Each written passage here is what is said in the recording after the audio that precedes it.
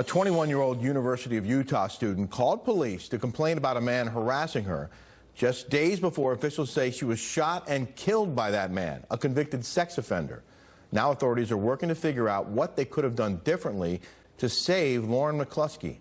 Let's bring in Bob Bianchi, former Morris County prosecutor and criminal defense attorney. Bob, thanks for being with us. My pleasure, Rick.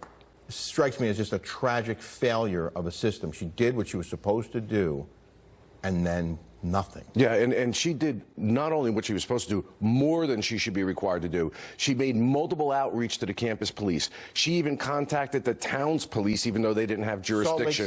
Salt Lake City Police. They kept saying, go back to your police department. What I find interesting, Rick, because I'm really outraged by this, is a guy who had college campuses in my jurisdiction when I was the prosecutor. We are in 2018. These women should not have to be repeatedly trying to seek help. It should be a one-time call. They didn't even go and personally interview her. They did an independent investigation, Rick, and I find this unbelievable. Missed several opportunities. There were issues raised about violence, but they didn't do anything about it. The campus police were not trained to recognize or respond to interpersonal violence. Come on, this is craziness. And then the president, my last point, the president of the college indicates that no one is going to be called to task here because while they could have done things different, it didn't show that it could have actually prevented the murder. That's an outrageous comment, and she should be fired for it. The internal review also found that University of Utah officers didn't know how to look up criminal background information or parole history of people that they were investigating. They didn't know how to look it up? This is a basic thing that you do. It is basic domestic violence 101.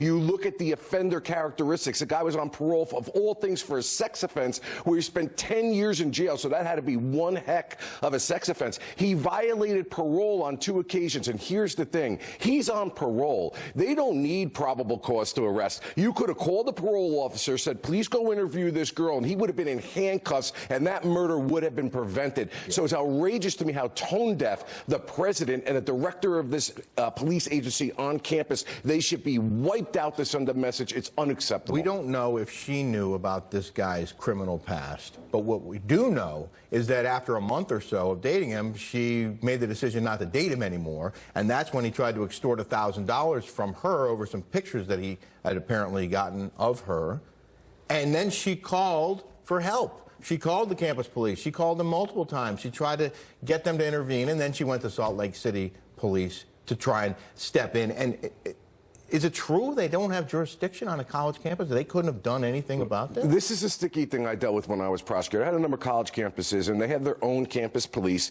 But the problem was a lot of times these entities, and I'm sorry to say it because this is a fact, refuse to report and properly investigate these cases because they don't want the school to seem unsafe. So they sweep things under the rug. And that's huge, Bob, because people want to know their kids are safe when they go to college. You pay all this money to a school to send your kid to college. You want to know that if there's something bad happening at that school, that the campus police will handle it. That's right. And the red flags were all over the place. I'll add one more. There was an issue where there was a threat that he was going to bring a gun on campus that the housing authority knew about, but they never pushed that information. All these dots were there. There should have not been those many dots that were needed. This girl should not have had to repeatedly call. Right. She should have received protective services. Yeah. It's a horrible situation, Bob Bianchi, and we'll keep an eye on it. Okay, thank you, Rick. Talk about it. Pleasure.